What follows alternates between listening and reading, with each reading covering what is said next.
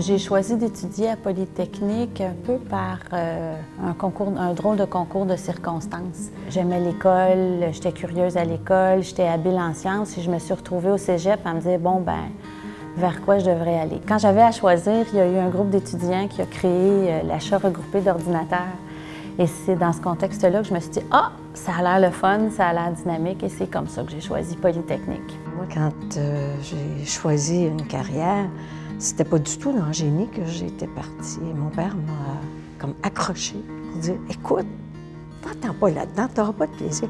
Regarde, pense au génie. Et c'est comme ça que je suis devenue ingénieure. Puis, j'ai jamais regretté. Pour moi, les femmes ont toute leur place en génie. C'est pas une profession qui devrait être genrée, c'est-à-dire que je le sais que dans les faits, il y a moins de femmes qui vont en génie que d'hommes, mais je comprends difficilement pourquoi ça m'intéresse pas autant de femmes que d'hommes. Je crois que l'Ordre de la Rose Blanche est un magnifique cadeau qui est offert à toutes les jeunes filles qui étudient le génie au Canada. Elles vont poursuivre le rêve de celles qui étaient là il y a 25 ans et qui auraient fort probablement pu poursuivre ces études-là.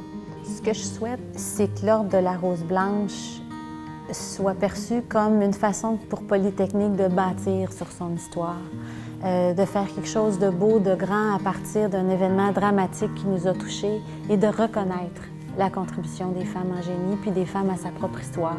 J'espère en tout cas que l'Ordre de la Rose Blanche aura cet impact-là, de vraiment donner une vision d'ingénieur. Hein? On bâtit, on va de l'avant, on voit vers le futur, mais on n'oublie pas.